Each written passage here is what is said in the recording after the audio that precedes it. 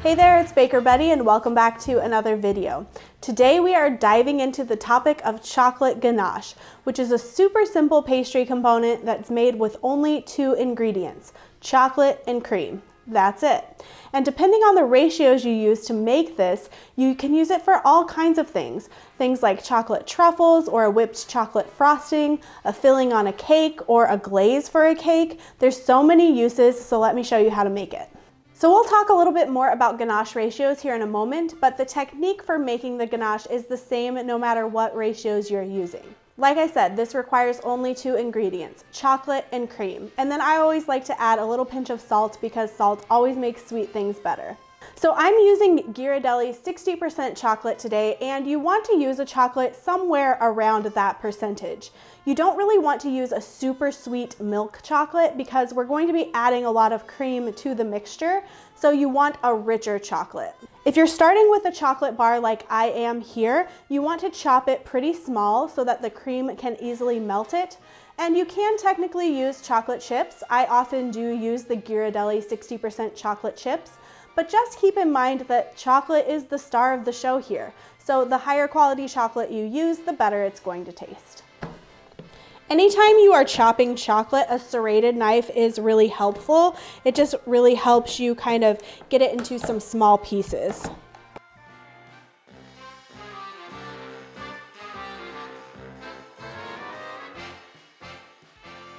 So once your chocolate is chopped up really nice and fine, you can go ahead and place that in your mixing bowl.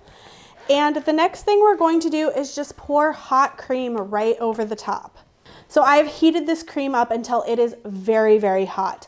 And I'm just going to slowly pour it over my chocolate, making sure that it is getting all of it submerged. If some of your chocolate is peeking out of the top, you can just use a spatula to make sure it's all submerged.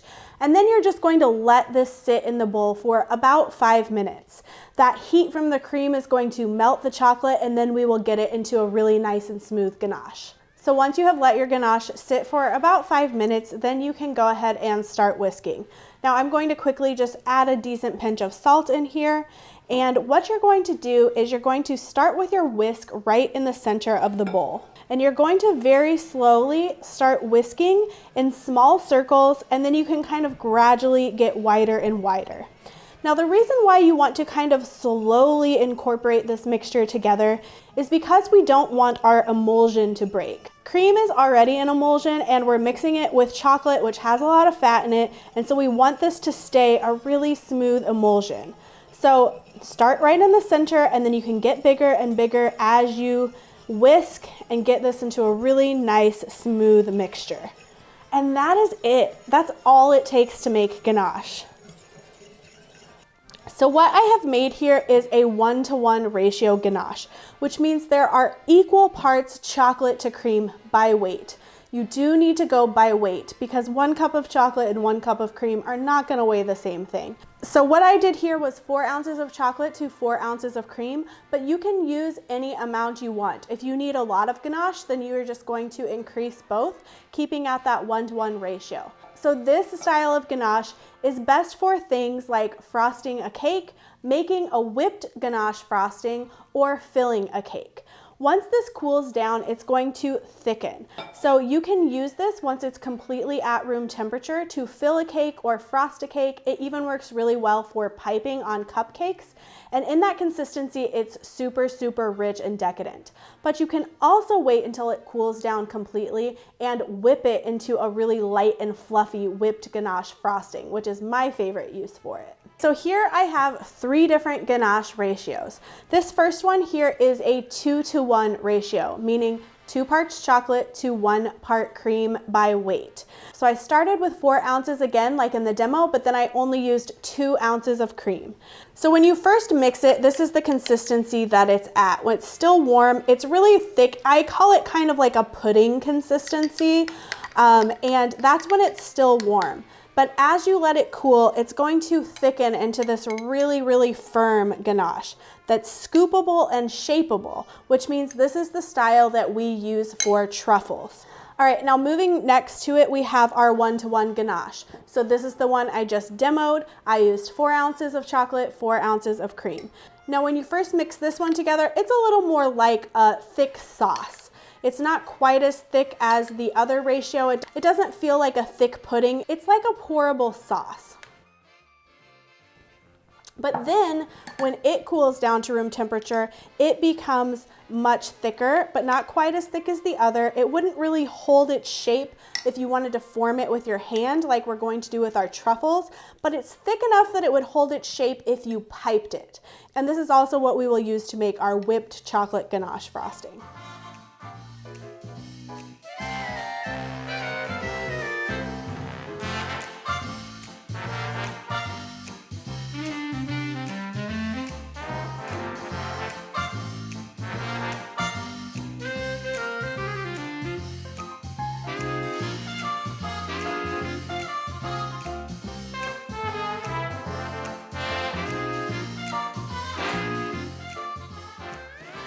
And then our last ratio here is a 1-to-2 ratio, which means 1 part chocolate to 2 parts cream. So I started again with 4 ounces of chocolate, but then I used 8 ounces of cream.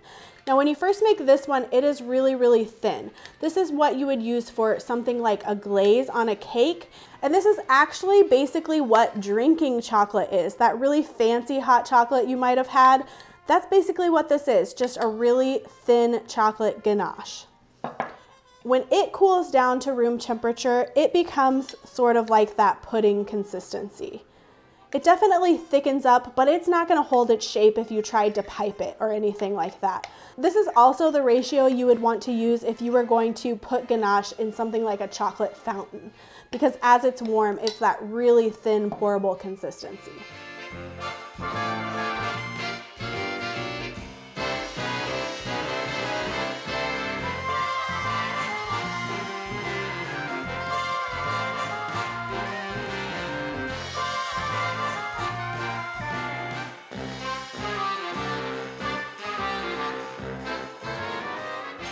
Now, anytime you make ganache and you're letting it cool down, you want to put plastic wrap right on top of it, not over the top of the bowl. You want the plastic wrap to actually be touching the ganache. This is going to make sure that there's no kind of like skin or hard bits forming on top. Now, after you make your ganache, you can actually leave this at room temperature for up to a few days. That cream has really been heated up, so it's not going to spoil at room temperature. And that's usually what I do with it. If I need to use ganache, I'll make it the night before and just leave it at room temperature so it's ready for me the next day. You can store it in the refrigerator for much longer, but just be aware that as ganache sits in the refrigerator, it definitely gets much firmer and you're going to need to let it come back to room temperature before you use it. Okay, so making chocolate truffles is so easy. All you're going to do is prepare your 2-to-1 ganache ratio and let it sit until it is firm enough to scoop.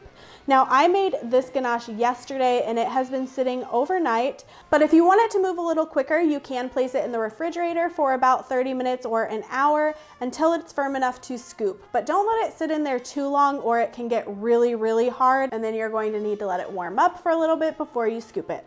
So I'm using a scoop that's probably about 1.5 teaspoons. You don't want really large scoop because these are very, very rich. You just want a little couple bites on your truffle. So I'm just going to scoop these onto my parchment paper here, just a few here.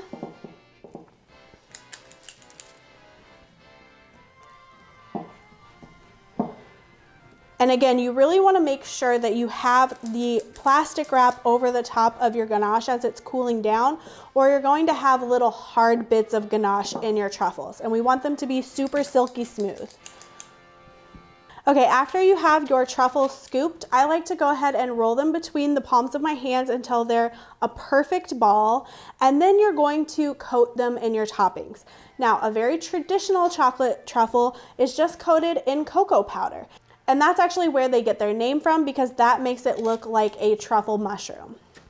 But you can customize them however you want. If you want to make them be a little bit more fun and vibrant, You can coat them in some rainbow sprinkles, and because they are at room temperature and they're not super cold right now, they're sticky. So it's really easy to get toppings to stick to the outside of your truffles. I also like to do nuts sometime or coconut. You can really do any kind of topping you like. These are also a really fun decoration on top of a really decadent chocolate cake. You could do some pretty piped swirls and then set a truffle in between them. Or they're delicious all on their own as a little treat. I think that people are very impressed with truffles. If you were to bring these to a gathering or give them as a gift for someone, it feels very fancy, but really it's very little effort. You can also think about flavoring your truffles if you want. If you wanted to add some spices or extracts into your actual ganache mixture, that's a really easy way to flavor them. If you wanted to make something kind of like a spicy chocolate, you could add a little bit of cayenne, maybe a little pinch of cinnamon. That would be delicious. I actually used to work at a really fancy Italian restaurant, and the pastry chef would add fresh thyme into the truffles, which might sound a little strange, but it was actually very delicious. So you can play around with it, make it your own. If you're not going to eat your truffles right away, I do typically put them in the refrigerator until probably about an hour before serving them. This makes sure that they don't get too sticky or melty before you're ready to eat them. I really hope you found this video helpful. If you have any questions, you can leave those down in the comments section and I will do my best to answer them. If you enjoyed the video, please give it a thumbs up. That really helps our channel, and make sure you're subscribed so you never miss a video. I'll see you next time.